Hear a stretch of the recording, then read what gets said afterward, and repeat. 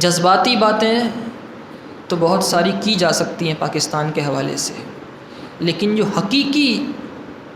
وہ تاریخ جسے مسخ کرنے کی کوشش کی گئی ہے وہ اگر بیان کی جائے تو دیکھیے، پاکستان آج کہا یہ جا رہا ہے کہ قائد اعظم محمد علی جناح سیکولر مائنڈ کے تھے، لادین طبیعت کے تھے، جبکہ حقیقت یہ ہے کہ قائد اعظم محمد علی جناح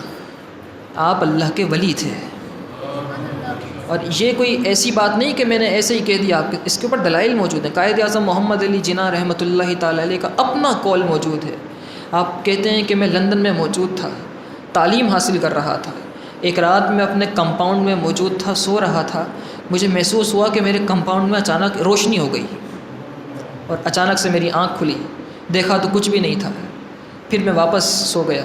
پھر اچانک سے بہت زیادہ روشنی محسوس ہوئی کمرے کے اندر، پھر میری اچانک سے آنکھ کھلی، دیکھا کچھ بھی نہیں تھا، میں واپس سو گیا، پھر تیسری مرتبہ پھر میری آنکھ کھلی اور کمرے میں اب بہت زیادہ روشنی تھی۔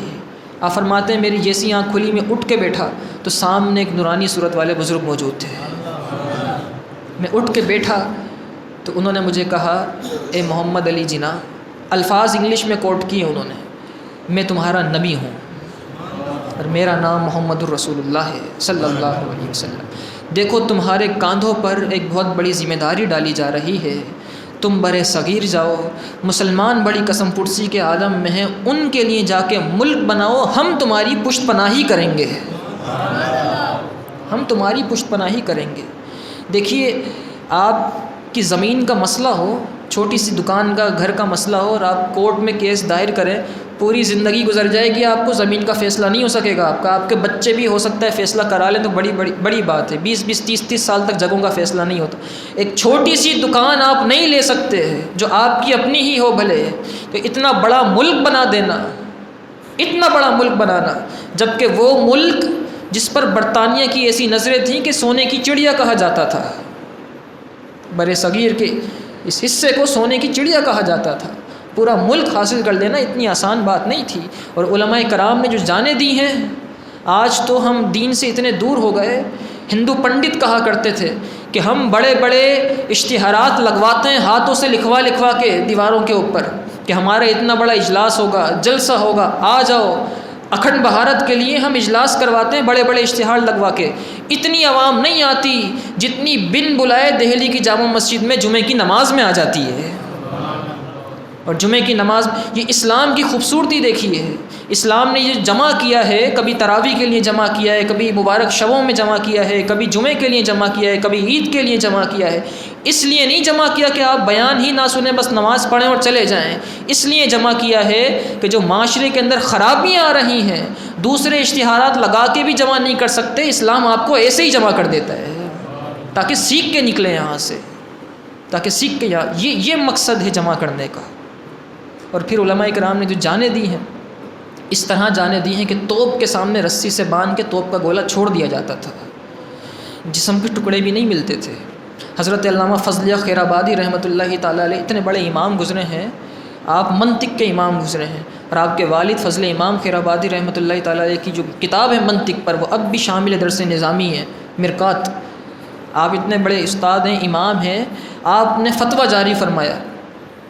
آپ نے فتویٰ یہ جاری کیا کہ اب انگریزوں کے خلاف جہاد فرض ہو چکا ہے۔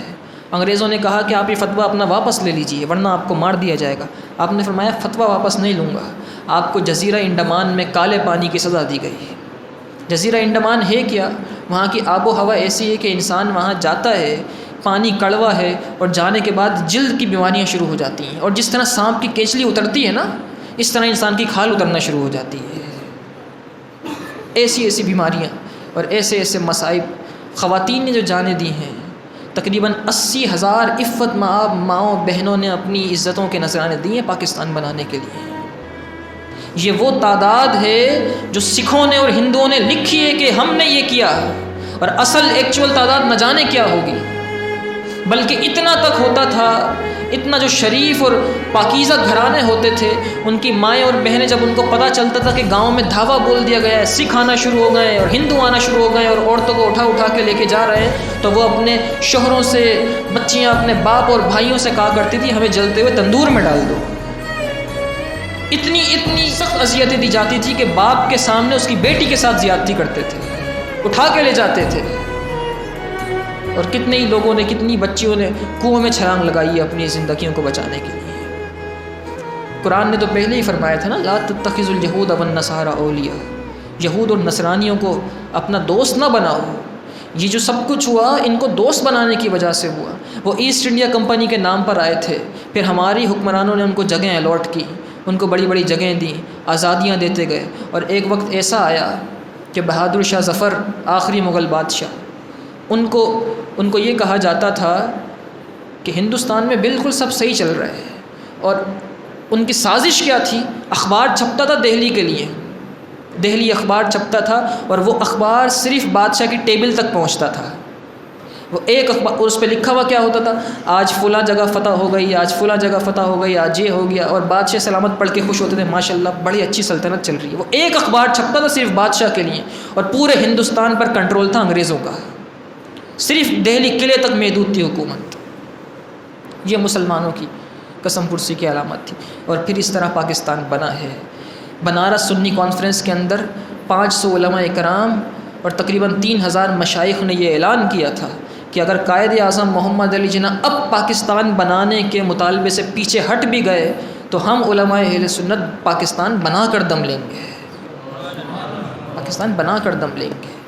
اور یہ کیوں ہو رہا تھا؟ سب کچھ نبی پاک صلی اللہ علیہ وسلم کی پشت پانے۔ علامہ اقبال سے کسی نے پوچھا تھا نا، علامہ اقبال سے کسی نے پوچھا، شاعر تو بہت ہیں لیکن آپ کی فکر کی جو بلندی ہے وہ اتنی ہے کہ آپ کی ایک فکر کے شعلے نے پورے بر صغیر کے مسلمانوں کے دل کے اندر جہاد کی آگ بھڑکا دی، ایسا کیوں ہے؟ تو علامہ اقبال نے فرمایا تھا، اس میں میرا کمال نہیں ہے، بات یہ ہے کہ میں نے گن کر میں نے نبی پاک صلی اللہ علیہ وسلم کی ذاتی اطہر پر 1 کروڑ بار درود پاک پڑھا ہے۔ اس کا صلہ اللہ نے یہ دیا ہے کہ میرے دل و دماغ کو روشن کر دیا ہے۔ ایسا ہی نہیں ملتی ہے جب تک وہاں سے اشارے نہ ہوں، جب تک وہاں سے کرم نہ ہو۔ لیکن اب 75 سال سے ہم کہاں کھڑے ہیں یہ سب کے سامنے ہے، اور آگے آنے والے دور، پچھلے آنے والے دوروں سے اور بدترین۔ اسلام کے نام پر پاکستان بنا ہے، اگر اسلام کا ہی نظام آ جائے،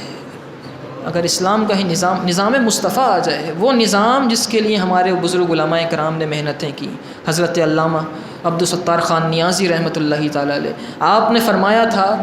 آپ نے نکاح نہیں فرمایا، شادی نہیں کی، یہ بھی سن لیں، اور علامہ عبدالستار خان نیازی علیہ رحمہ نے فرمایا تھا، جب تک پاکستان میں نظام مصطفیٰ نہیں آ جاتا میں نکاح نہیں کروں گا، شادی نہیں کروں گا۔ آپ کا وصال ہو گیا، نظام مصطفیٰ نہیں دیکھا، نکاح نہیں فرمایا۔ علامہ شاہ احمد نورانی صدیقی رحمۃ اللہ تعالیٰ علیہ کئی بار MNA MPA رہ چکے، وزیر بنے، پاکستان کا آئین بنایا، یہ ان کے پاکیزہ کردار تھے جنہوں نے اپنے گھر نہیں بنائے ہیں۔ اور موجودہ جو آپ کا گھر ہے کلفٹن میں، وہ بھی نورانی میاں کا اپنے پیسوں کا خریدا ہوا نہیں، وہ آپ کے جو سالے ہیں ڈاکٹر رضوان صاحب انہوں نے تحفے میں دیا ہے۔ یہ لوگ تھے پاکیزہ کردار والے جنہوں نے پاکستان کے مال کو امانت سمجھ کے خرچ کیا ہے۔ اللہ تعالیٰ ہمارے وطن عزیز پاکستان کی حفاظت فرمائے، اسلامی قیادت عطا فرمائے، عاشقان رسول عطا فرمائے، ایسے لوگ عطا فرمائے کہ جو پاکستان میں نبی پاک صلی اللہ علیہ وسلم کی عزت و ناموس پر پہرے داری کریں۔ وآخر الدعوایا ان الحمد للہ رب العالمین۔